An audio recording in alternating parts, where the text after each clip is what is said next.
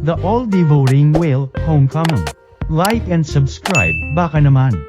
Sa kabilang sekta, nakakadena na nga si Sue at tinutorture para pilitin siyang i-break ang contract niya sa mga alaga niya. Pero kahit gawin pa niya yun, alam niyang papatayin pa rin siya sa huli ng mga kupal na ito. Kinagabihan, nagsimula na ang raid ni Liu Fengmang. Naririnig ni Sue ang kaguluhan sa labas pero clueless siya kung ano ang nangyayari.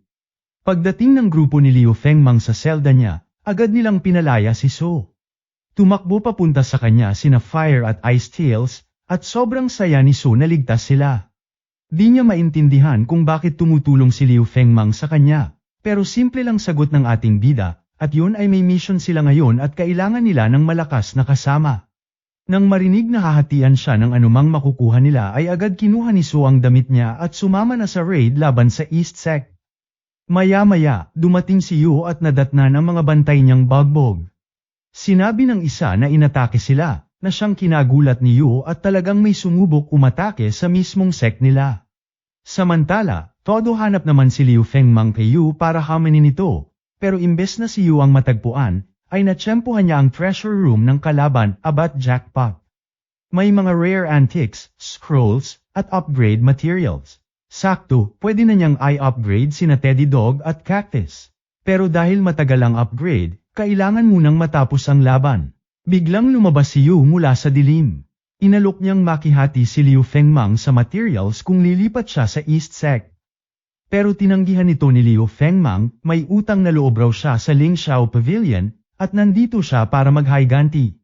Sinabi ni Yu na kung talagang gusto niyang mag-higanti, dapat sa traidor ng Ling Xiao Pavilion siya magalit, hindi sa kanya.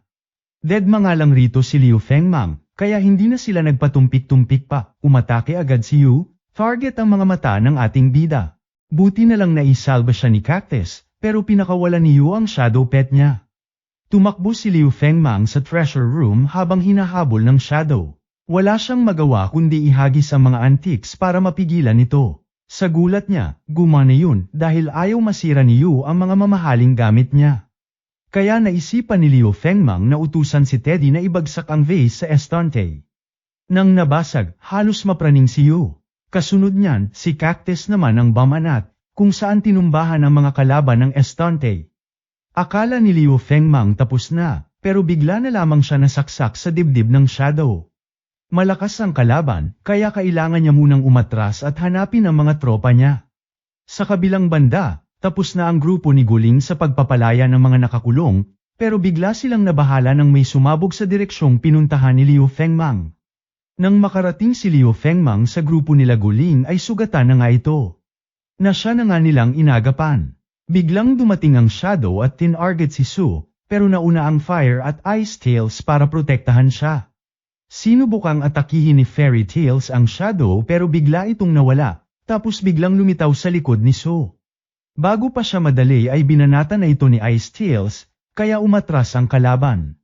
Ginamit ni Yu ang light skill ng panda niya para pahinain ang Shadow, at naging effective ito. Nang gumaling na si Liu Fengmang, bumalik siya sa laban, pero dahil ongoing pa ang upgrade ng pets niya, hindi pa niya magagamit ang mga ito. Habang pinipigilan ni na Fire at Ice Tails ang Shadow, naghanda si Shi ng ultimate attack gamit ang Formback Bomb. Pero hindi papayag si Yu na matalo ang Shadow niya, kaya pina-activate niya ang second form nito, ang Bone Armor na mas malakas na. Mabilis na natalo ang lahat maliban kay Guling, na siyang bagong master ng pavilion. Tuwang-tuwa si Yu sa chance na durugin siya. Inangat ng Shadow ang kamay nito para umatake, pero bago tumama, dumating si Nyan, upgraded na at mas malakas. Laking gulat ni Yu dahil akala niyang extinct na ang mga catfish pets. Pati si Guling nagulat, ang tanging taong kilala niyang marunong gumamit ng ganitong pet ay ang Yumaong master nila. Naisahan ni Liu Fengmang ang Shadow at napaatras ito. Pero nagpalit ng strategy si Yu, ranged attacks naman ang ginamit nito. Todo iwas na nga si Nyan sa spikes, ngunit naisahan pa rin siya at napin sa lupa. 50-50 na nga ito, mabuti na lang at may bubble defense si Liu Fengmang, kaya nailigtas siya. Pinapigil niya si Cactus sa Shadow gamit ang vines, at nang mahawakan na ito, umatake si Nyan at sinimulang sipsipin ang Shadow. Hindi pumayag si Yu na mawala ang Shadow, kaya pinilit niya itong tumakas. Kumapit sa lupa ang Shadow pero pinataas siya ninyan sa ere, wala na itong makakapitan kaya sa huli, nalunok na ito ng tuluyan ninyan. Physically, wala na ang Shadow, pero buo pa rin ang core kaya posibleng i-summon ulit ito. Agad pinapante ni Su si Firetails para sirain ito. Ngunit bago pa mawasak, ay binanata na siya ni Yu gamit ang natirang enerhiya ng Shadow. Nasira ng bahagya ang core pero hindi pa tuluyang nawasak. Takbo agad sina Liu Fengmang at Nyan para durugin ito, pero biglang may dalawang kamay ng Shadow na lumitaw at sinalansang sila sa lupa. Wala nang lakas si Liu Fengmang, at kung makabalik pa ang Shadow, ay siguradong tepak na silang lahat. Pero bago pa makapag-summon si Yu ulit, dumating bigla yung babae na sinagip ni Liu Fengmang sa bayan. Walang kaalam-alam sa nangyayari, pero binasag niya ang core. Babanat pa nga sana si Yu, ngunit wa-epek sa ribat ng dalaga. Dahil dito ay nagpasalamat ang ating bida, na siya naman kinakilig-kilig ni ate mo ayon di kinaya tumakbo na lamang. Matapos ang laban ay rekta na sila sa mga kayamanan ng kalaban. Pero naging swap ang si Su at humingi ng 70% ng share. Mabuti na lang, may bagong skill si Teddy, Amnesia Piece. Inispray nila ito kay Su at bigla niya nakalimutan lahat, pati demand niya. Na-convince siya na sumang-ayon siyang ibigay ang share niya bilang sorry sa nakaraang issue tungkol sa panda. Ayos na ang lahat, kaya pinapili ni Liu Fengmang ang grupo ng mga bagong pets mula sa koleksyon ni Yu. Nakakita siya ng Fire Steel Ball at feel niya bagay ito sa kanya. Pero habang kinokontrata niya ito, bigla siyang nakaramdam ng kakaiba sa katawan at nawalan ng malay. Pagmulat niya kinabukasan, nasa kama na siya, binabantayan nila Shi. Nag-alala ito sa bigla niyang pag-collapse kahapon, kaya ngayon kasama ni Yu, magluluto sila ng masarap para makatulong sa pag-recover ni Liu Fengmang. Hindi pa rin sigurado si Liu Fengmang kung ano talaga ang nangyari sa kanya, pero ang natatandaan niya, inatake siya ng kakaibang enerhiya matapos niyang matame ang steel ball. Naalala niya bigla na kapag nag-level up ang mga catfish, nagkakaroon sila ng sariling storage space. Curious siya, kaya hiniling niya kay Nyan na ipasok siya para makita kung gaano ito kalaki.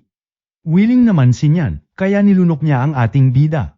Pagkapasok niya, namangha siya sa loob. Kung magtutuloy-tuloy ang ganitong progress, siguradong aabot sa third stage ng soul bonding ang pets nila bago ang D-rank sect assessment na gaganapin sa loob ng ilang buwan. Pero bago niya harapin ang assessment, may mas mahalaga pa siyang kailangang ayusin, kailangan niyang tukuyin kung sino ang traidor na sumire sa kanya sa past life niya. Bigla niyang naalala, ginamit niya si Nyan sa harap ni Guling, kaya mas mabuting pag-usapan na nila yun. Hinanap niya agad si Guling at nadatnan nito sa shrine na ginawa niya para sa yumaong master. Nag-sorry si Guling dahil sa dami ng responsibilidad na napunta kay Liu Fengmang, kahit bagong solte pa lang siya sa pavilion. Pero simula nang dumating si Liu Fengmang, nararamdaman niyang posibleng maibalik ang dating ganda at lakas ng grupo nila. Sagot naman ni Liu Fengmang, hindi lang siya ang gumawa ng lahat, tulungan yun ng buong team. Pero may kailangan siyang sabihin kay Go. Ikinwento niya ang totoo tungkol kay Nyan at kung paano niya nakuha ang catfish pet. Pero hindi niya binanggit ang tungkol sa reinkarnasyon niya. Inamin ni Guling na nabigla siya nang makita niyang may catfish si Liu Fengmang, pero isinantabi muna niya yun dahil may gusto rin siyang ipakita. Kinuha niya ang wanted poster na nakita nila sa bayan at tinanong si Liu Fengmang kung totoo ba na isa siyang manyok. Lubos kinataranta na nga ito ng ating bida at todo itinanggi kay Guling, dahil maging siya hanggang ngayon, hindi pa rin alam kung ano talaga ang ginawa ni Liu Fengmang, ang kasalukuyan niyang katawan ngayon, kay Miss Bai na sobrang kinagagalit nito. Seryoso niyang sinabi kay Guling na hindi siya manyok, at lahat ng ito ay malaki lang na misunderstanding. At naniniwala naman si Guling sa kanya, ilang araw na siyang kasama ni Liu Fengmang at ni minsan, wala itong ipinakitang malaswang asal. Sa totoo lang, pakiramdam niya matagal na raw niyang kilala si Liu Fengmang, kahit ngayon lang sila nagkakilala. Yung kilos niya, paraan ng pakikipaglaban, at kung paano niya kontrolin si Nyan, lahat ito ay parang eksaktong-eksakto sa dating master niya. Dahil dito, hindi na nakatiis si Guling at diretsahang tinanong si Liu Fengmang kung siya nga ba ang master niya noon. Bago yan pakurat naman ang like at subscribe ko Lods baka naman oy.